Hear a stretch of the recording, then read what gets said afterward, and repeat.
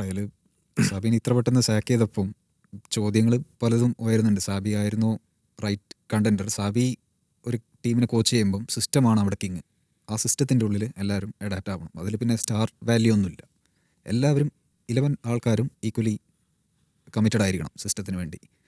അതാണ് ലൂയിസ് എൻട്രിക്ക് PSG പോയിട്ട് ചെയ്തത്. അവിടെയുള്ള സ്റ്റാർ പ്ലേയേഴ്സിനെ മെല്ലെ മാറ്റിക്കൊണ്ട് ഉള്ളവരെ വെച്ചിട്ട് ഒരു മെഷീൻ തന്നെയാണ് ലൂയിസ് എൻട്രിക്ക് ഉണ്ടാക്കിയെടുത്തത്. 11 പേരും മറ്റുള്ളവർക്ക് വേണ്ടി, ടീമേറ്റ്സിന് വേണ്ടി വർക്ക് ചെയ്യുന്ന ഒരു മെഷീൻ.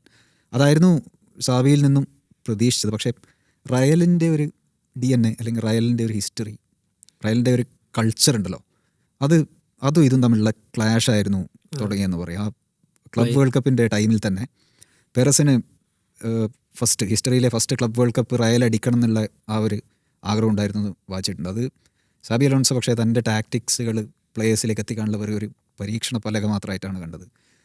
അതായിരുന്നു ടീം സെലക്ഷൻസും കൺസിസ്റ്റൻ്റ് അല്ല, സെയിം അല്ലാത്ത 11 ഇറങ്ങുക, സബ്സ്റ്റിറ്റ്യൂഷൻസുകളിലൊക്കെ അങ്ങനെ എല്ലാവരും മാറ്റി മാറ്റി പരീക്ഷിച്ചിട്ട് അത് കൊണ്ടേ കളഞ്ഞു എന്നുള്ളൊരു ചിന്താഗതിയാണ് റയൽ സ്പോർട്ടിംഗ് ഡയറക്ടേഴ്സിനൊക്കെ ഉണ്ടായത്, അപ്പർ ഹൈറാർക്കിക്ക് ഉണ്ടായത്. പിന്നെ കുറേ കാലം റിസൾട്ട്സ് ഉണ്ടായിരുന്നു. മാഡ്രിഡ് ഡെർബിയിൽ വലിയൊരു തോൽവി വന്നെങ്കിലും ബാർസയോട് എൽ ക്ലാസിക്കോ ചെയ്തപ്പോൾ കുറച്ചൊരു റെപ്യൂട്ടേഷൻ കിട്ടി സാബിക്ക്. മേ ബി അയാളുടെ ടാക്ടിക്സ്. വിനീഷ്യസ് ആണ് ഈ പ്രശ്നങ്ങളൊക്കെ ഒരു കേന്ദ്രബിന്ദു എന്ന് പറയുന്നത്. അതെ, ഈ സാബി എനിക്ക് തോന്നുന്നു കുറച്ചൊരു കോംപ്രമൈസ് സാബിയും ചെയ്തു തോന്നുന്നു. അതായത് സിസ്റ്റം ഫുള്ളായിട്ട് ഇവർക്ക് സ്റ്റാർ പ്ലേയേഴ്സിലേക്ക് അടിച്ചേൽപ്പിക്കാൻ പറ്റില്ല. എംബാപ്പെ, ബെല്ലിംഗം, വിനീഷ്യസ്, ഈ 3 ആളെയും ഒരേപോലെ ട്രാക്ക് ബാക്ക് ചെയ്യിപ്പിക്കാൻ പറ്റില്ല. ഇത് 3 ആളും ഒരു മാവറിക് ടൈപ്പ് പ്ലേയേഴ്സാണ്.